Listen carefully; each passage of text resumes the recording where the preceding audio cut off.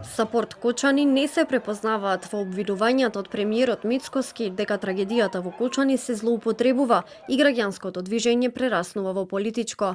Велат дека да се биде дел од политичките препукувања е рецепт како да се убие ентузијазмот на групата која им помага на семејствата на повредените и починатите деца во пожарот во дискотеката Пулс. Премиерот сигурно мислел на друго здружение. Доколку можеме да помогнеме, знаете каде може да не најдете и контактирате. Ништо нема да ни застане на патот на солидарноста за сограѓаните, другарите што настрадаа во Пулс.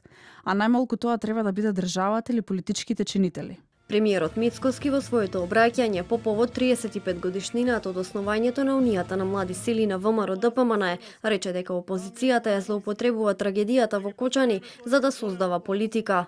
Таму гледаме полека како едно граѓанско движење за поддршка на Кочани преминува во политичко движење, каде од поддршка на ужасните жртви од ужасниот хорор во Кочани говорат за катни гаражи, водоводи, канализации, исполнети, неисполнети ветувања и се така поред во духот на локалните избори. Со сличен став беа и од владата. За нив изјавите на родителите на загинатите во дискотеката Пулс од Кочани биле политички инструирани и непримерни.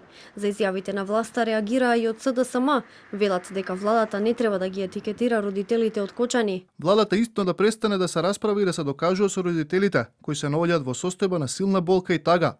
Родителите кои мирно маршираат на улиците на Кочани, владата не смее политички да ги етикетира и со нив да влегува во дневно политички препукувања. Родителите на загинатите деца во дискотеката Пулс во Кочани минатата сабота повторно организираа марш за ангелите.